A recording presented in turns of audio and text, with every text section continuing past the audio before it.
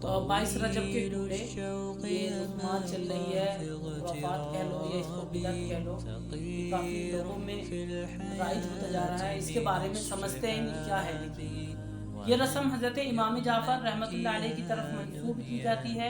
حقیقت یہ ہے کہ 22 رجب سے حضرت جعفر صادق رحمۃ اللہ علیہ کی نہ پیدائش کا دن ہے اور نہ ہی وفات کا دن ہے، بلکہ ایک روایت کے مطابق آپ کی پیدائش، امام جعفر کی پیدائش 8 رمضان المبارک سن 80 ہجری میں ہوئی، اور ایک دوسری روایت کے مطابق امام جعفر کی جو پیدائش ہے 17 ربیع الاول سن 83 ہجری میں ہوئی،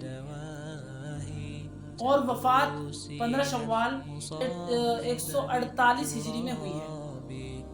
تاریخی حوالے سے یہ پتہ چلتا ہے کہ اس دن مطلب 22 رجب کو جو ہے حضرت امیر معاویہ کی وفات ہوئی ہے، اور حضرت امیر معاویہ کی وفات پر دشمنان اسلام نے یہ کنڈے کی رسم چلائی تھی، اور انہوں نے بعد میں یہ مشہور کر دیا کہ اس دن امام جعفر کی مطلب پیدائش ہوئی ہے، اور ان کی پیدائش کے موقع پر یہ کنڈے نکالے جاتے ہیں۔